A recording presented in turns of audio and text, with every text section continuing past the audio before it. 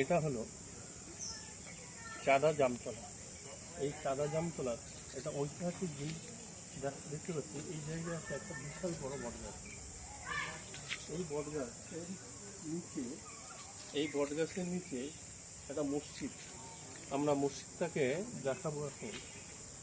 আসুন, আমার মসজিদকে দেখাবো। এখানে খুব সুন্দর, মানে 4-5 ঘর মুসলিম বসবাস করে। এখানে 5 থেকে 6 জন মুসলিম বসবাস করে। ঘর মুসলিম বসবাস করে, তাদের মধ্যে এটা মসজিদ। এই মসজিদের আমরা দেখাবো। পাশেই একটা পুকুর আছে। পাশে এই পুকুরটা আছে, ঠিক ওই এই পুকুরের ওই পাশেই বাগদা রোড। এই দেখেন, এই যে হচ্ছে মসজিদ। এই মসজিদটা আমরা দেখতে পাচ্ছি, সুন্দর মসজিদ, কিন্তু খোলা নেই। আমরা খুলে দেখলাম। আমরা মসজিদটা দেখাচ্ছি। এই সেই মসজিদ। এটা 4-5 ঘর। এখানে মুসলিম বসবাস করে। এখানে হিন্দু মুসলিম কাঁধে কাঁধ মিলিয়ে বসবাস করে। এদের মধ্যে কোনো বিভেদ নেই।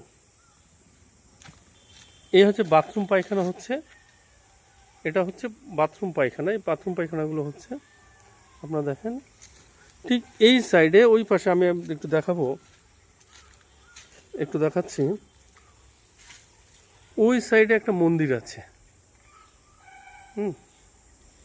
সাইডে মন্দির। এই যে কত সুন্দর মনোরম পরিবেশ।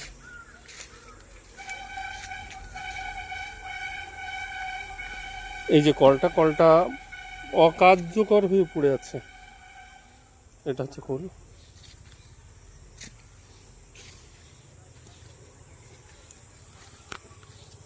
যাক, এই কয়েক ঘর মিলে যে একটা মসজিদ আছে, এটাই সবচেয়ে। এটা হচ্ছে বট গাছ। বট গাছ তো নাকি, না অশ্বত্থ গাছ? এটা হচ্ছে অশ্বত্থ গাছ।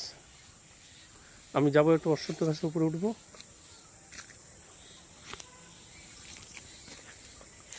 এটা হচ্ছে অশ্বত্থ গাছ।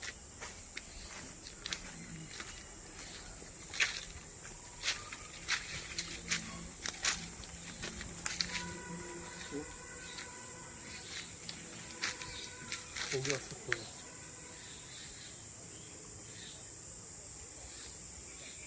খুব প্রাচীন গাছ এটা।